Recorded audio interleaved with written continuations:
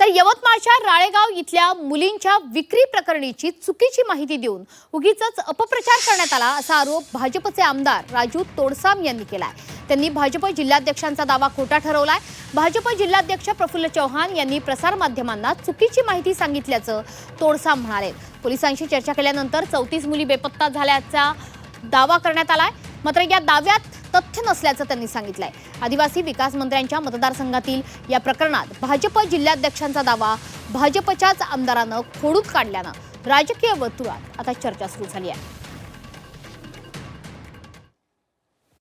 मुलींना आमिष दाखवून, पैशाचा आमिष दाखवून, त्यांना मोठमोठे स्वप्न दाखवून त्यांची मानव तस्करी करणे, 15 वर्षाच्या मुलीला 45 वर्षाच्या 50 वर्षाच्या पुरुषाला विकणे, त्याचं खोटं लग्न करून देणे, तिचं पुढे ह्युमन ट्रॅफिकिंग करणे असंही आहे। त्याच्यामध्ये लव्ह जिहादचा एक अँगल आलाय। तर या ऑडिओ क्लिपमध्ये असं लक्षात आलंय की मझहर कुरेशी आणि त्याची मिसेस हे दोघं हे पूर्ण सिंडिकेट चालवत आहेत आणि या सिंडिकेटच्या माध्यमातून हिंदू मुलींचं धर्मांतरण करणे आणि त्यांना पुढे वेश्या व्यवसायात करणे अशी शंका यामध्ये उपस्थित होते आहे।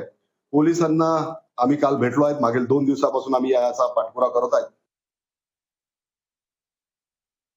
ज्या आदिवासी मुलींच्या संदर्भात ज्या 34 मुलींना पळून नेलं किंवा त्या 34 मुलींची विक्री झाली किंवा त्या 34 मुलींवर अन्याय झाला, अत्याचार झाला, अशा प्रकारचं जे काही विधारक प्रचार प्रसार माध्यमातून झालेलं आहे ते अतिशय दुर्दैवी आणि चुकीचं आहे हे मला आवर्जून सांगणे या ठिकाणी वाटतंय। कारण हा आदिवासी मुलींचा अवमान नाही, हा संपूर्ण आदिवासी समाजाचा आहे। त्यामुळे आदिवासीची कुठलीही मुलगी त्या ठिकाणी विकल्या गेली नाही, पळून गेली नाही किंवा कुठल्याच प्रकारची घटना घडली नाही